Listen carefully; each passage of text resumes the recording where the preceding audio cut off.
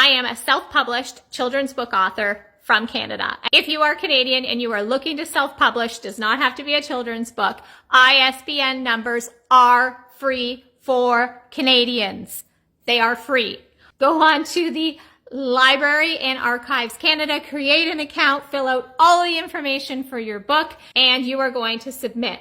You're going to want to request more than one ISBN number for your book. We want one for softcover. If you plan to release in hardcover, request one for that, and you can also request one for the ebook version. You're there, you're in the right spot, but here's a couple things you need to do before you go ahead and create the account. Number one, what is your publishing name going to be? Are you going to have your own creative publishing imprint? Something you need to think about. And number two, you need to have all of your information ready, your name, mailing address, all of those pertinent things before you create the account. So let's go. You're on the ISBN Canada website. Now you're going to need to click on Create an ISBN Canada account. Be sure to read all of that small print information. On the Create the Account form, you are going to then enter your publisher name, the contact details, and you need to answer the question, publisher, also the author, creator, I think the question is. So are you one and the same? Are you the publisher and the author, creator of the book? And then submit the form.